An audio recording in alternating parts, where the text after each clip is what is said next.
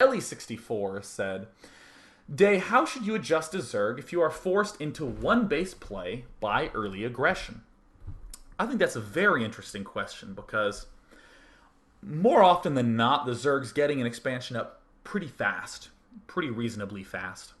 But I want you to try to think of the exact same thing again. How do I readjust this build a lot in order to deal with this situation and get right back to the same build that I know and love? So for instance, in Zerg vs. Terran, this is something I've been playing around with. I need to do more adjustments to what I'm about to say, but just as an example, hear me out. So Zerg vs. Terran, I like to expand, I like to get my layer up kind of fast so I can get Mutalisk out, and then I love Mutalisk. They're the big centerpiece to my Zerg vs. Terran. Awesome units, yeah! Get up a third expansion reasonably fast, and then transition into some mid-game plan, like roaches. I am going to leave it as vague as that, to again, give you the flexibility. But what about if I'm on a map like Incineration Zone? I mean, in a sense, it's not that he was aggressive and killed off my early expansion. It's that no matter what he does, my early expansion dies. So it's very dangerous to early expand on Incineration Zone. So this is what I've been doing. I open up with a very early gas, and then I get Zergling speed reasonably quickly. And then I get my layer very fast, just on one base. And then once I get my Mutalisk out, it's very fast, so the Terran sort of caught off guard, has to make some reasonable adjustments to his army compositions, and then I can expand twice. And then I make a bunch of drones, and then transition straight into my mid-game again. And those look really different. Those look completely opposite, right? In one case, it looks like I'm macroing hard, and then I get some Mutalisk here. And in one case, it looks like I'm rushing for Mutalisk and trying to get in his face. But still, it's the same basic plan.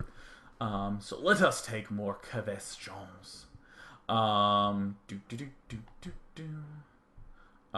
let us divine. So Oriatus says, "Hey Day 9, could Nony fend off this mass Hydra army with more Colossus heavy army? Would have expanding while early aggression in the first game help them to expand? That's one thing that makes Idra's play so clever." You'll note that on that big map Metalopolis, there was really not that much opportunity for Nony to move across the map because it would have taken a long time, and Idra can just make a bunch of Zerglings and kill it off. So I think that being a little bit more passive, watching out for any sort of big drops like what happened in this game, and expanding would have worked nicely. And definitely, absolutely, 100% agree that a lot of Colossi give this build a good bit of trouble. You need a lot of aggression later in the game as Zerg to sustain. But the big thing I want to point out is that with Idra's build, if you get good at timing your drones, if you get really good at squeezing in as many drones as I can, and then getting enough units to still defend, you almost want them to attack. You invite aggression in the early stages because you're like, sweet, I'm going to take down 8 Zealots, still have 12 Lings left over. He's going to probably have to defend, maybe even build an extra cannon. And I already have a 20 drone lead on him. Yeah, awesome. So I honestly think that lower level players should favor that I want to try to get away with stuff a little bit more style. They really should. You honestly, if you feel yourself never losing a dumb game, something's going wrong. You will see a lot of tip-top level players losing the dumbest looking games ever.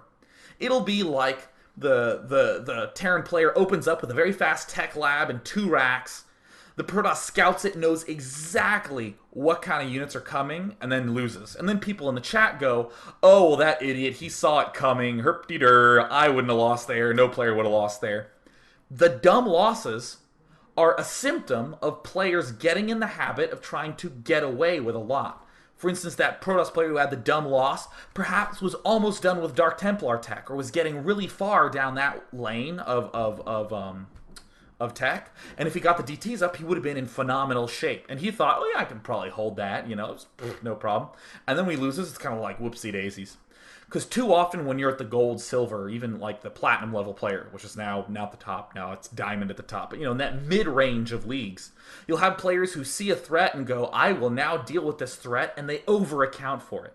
And yeah, you won't die then, but you will die later because he has 1,000 more units than you and is way out upgraded. So go out there, try to squeeze a little bit more advantage, a little bit more juice out of your build. And if you start having really stupid losses, that's a great thing. You're on the right path. I have dumb losses all the time. I have good dumb losses. I have bad dumb losses, like against my brother I built a reactor instead of a tech lab, but so don't do that. But, get in some good positions to have some dumb losses. So, So, Helson6311 says, do you think Nony would have been ahead in the second battle by using those Phoenix Graviton beams to lift a large number of Hydras, cutting Idra's army in half? I actually do think that Nony could have done a few adjustments that would have made those early pushes quite a bit stronger. But still, the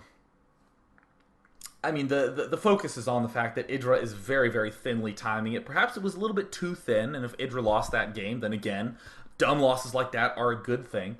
But that is another thing to note, is that how increasingly important micromanagement of these battles is becoming now that everyone's doing everything in a very thin zone instead of just obvious black and white because no one knows any better.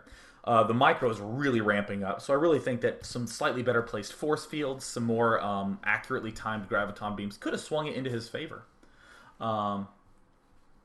So, Jusayo says, Day 9, do you think Idra needs to work on his unit composition, or is it fine to depend so much on Hydras and Lings in almost every situation? So,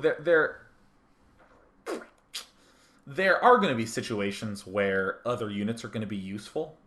But don't panic so much that those are like the staple of a lot of situations. Let's take Protoss vs. Terran from Brood War. And let me first note, someone was asking why I always use examples from Brood War. It's because Brood War has been around for 12 years and has this robust professional scene when people aren't in cheating scandals. Really high-level play. People generally accept that what goes on in that game is divine and perfect because there is this 50-50 balance between the races, and anyone can win on any given day as long as they play well. So, just as an example, Protoss vs. Terran, you make almost only Dragoons in the opening stages as Protoss. You make almost only Zealots after that. And way late in the game, you get Arbiters and Templar. And people are probably there thinking, well, you could open Dark Templar, or you could open High Templar, you could open Reaver. All this is true. Unless you're playing a macro-style game as Protoss, in which case it's Dragoons and Zealots for the most part. So in Idra's play, I think it's actually brilliant. He's using these fundamental, strong, base units for a good army. Hydras and Zerglings. Again, I didn't say that should be the army always, but it's a good base. Just the way Zealots and Dragoons are the good base to any Protoss army. And then he's doing all these other clever things around there. So he's getting the upgrades in there is one thing. And then he's starting to get Mutalisks later on. Awesome. Brilliant. That is the correct way to go about doing things. And I like it quite a bit. So I had one more thing to say in that regard. Yeah, so definitely don't overlook upgrades as an important component, as important as a unit would be. You'd say something like, I could go Zergling, Hydra, Infestor, or I could go Zergling, Hydra, Upgrade.